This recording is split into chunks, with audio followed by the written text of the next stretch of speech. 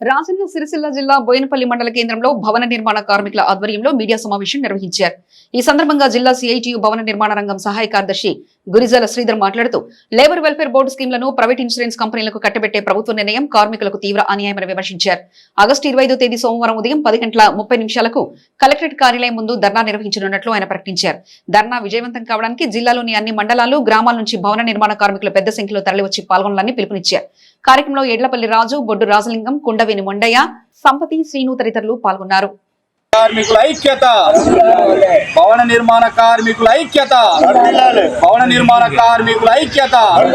రాజన్న సిరిసిల్ల జిల్లా బోయినపల్లి మండల కేంద్రంలో ఈరోజు పత్రికా సమావేశం సందర్భంగా మరి భవన నిర్మాణ కార్మికుల ఆధ్వర్యం లోపల రేపు 25వ తేదీన అనగా సోమవారం రోజున ఉదయం 10:30 గంటలకు రాజన్న సిరిసిల్ల జిల్లా కలెక్టర్ కార్యాలయం ముందు సిఐటియు ఆధ్వర్యం లోపల చెలో ధర్నా కార్యక్రమం పిలుపునివ్వడం జరిగింది.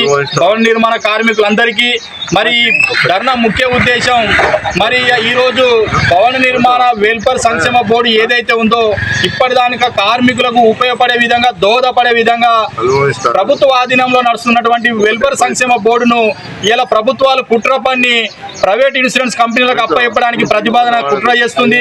మరి ఒకవేళ అదే జరిగితే ఈ జిల్లాలోపు ఉన్నటువంటి భవన నిర్మాణ కార్మికులందరూ తీవ్రంగా నష్టపోయే పరిస్థితి ఉంటుంది. కాబట్టి ఇప్పుడు అందుతున్న సంక్షేమ ఫలాలు కూడా రేపు ప్రైవేటు ఇన్సూరెన్స్ కంపెనీల ఆధీనంలోకి పోతే చిన్న చిన్న లోపాలను కూడా ఎత్తి చూపించుకొని ప్రైవేటు ఇన్సూరెన్స్ కంపెనీ యాజమాన్యం మొత్తానికి కొలాప్స్ చేసే పరిస్థితి ఉంటుంది. కాబట్టి కొత్తగా తీసుకున్న కార్డ్స్ అయినప్పటికీ, రిన్యువల్ అయినప్పటికీ సంక్షేమ ఫలాలు ఏది చూసుకున్నా కూడా ఇలా ప్రైవేటు ఇన్సూరెన్స్ కంపెనీలకు పోతే ఇలా కార్మికులు తీవ్రంగా నష్టపోతారు. కాబట్టి దానిని ఉద్దేశించే ఈ వెల్ఫేర్ సంక్షేమ బోర్డు ఏదైతే ఉందో ఇది ప్రభుత్వ ఆధీనంలో నడవాలని చెప్పి రాజన్న సిరిసిల్ల జిల్లా సిఐటి పక్షాన ఇలా ప్రభుత్వాలను డిమాండ్ చేయడం జరుగుతుంది. దాని ఉద్దేశంలో భాగంగానే ఇలా రాజన్న సిరిసిల్ల జిల్లాలో పనిచేస్తున్నటువంటి ఈ భవన నిర్మాణ రంగంలో పనిచేస్తున్నటువంటి అన్ని రంగాల కార్మికులు, సుతారి, పెయింటర్, ప్లంబరు, అన్ని రకాల కార్మికులకు సంబంధించి రేపు పెద్ద ఎత్తున 10:30 గంటలకు జిల్లా కలెక్టర్ కార్యాలయం ముందు ధర్నా కార్యక్రమం ఉంటుంది. కాబట్టి ఆ కార్యక్రమాన్ని విజయవంతం చేయవలసిన బాధ్యత ప్రతి భవన నిర్మాణ కార్మికుల మీద ఉంది. కాబట్టి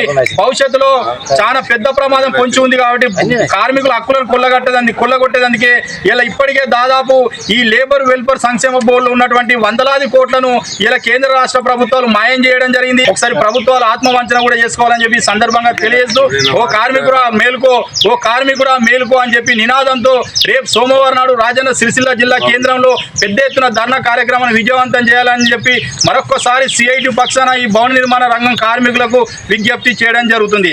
విజయవంతం చేద్దాం చలో ధర్నా కార్యక్రమాన్ని.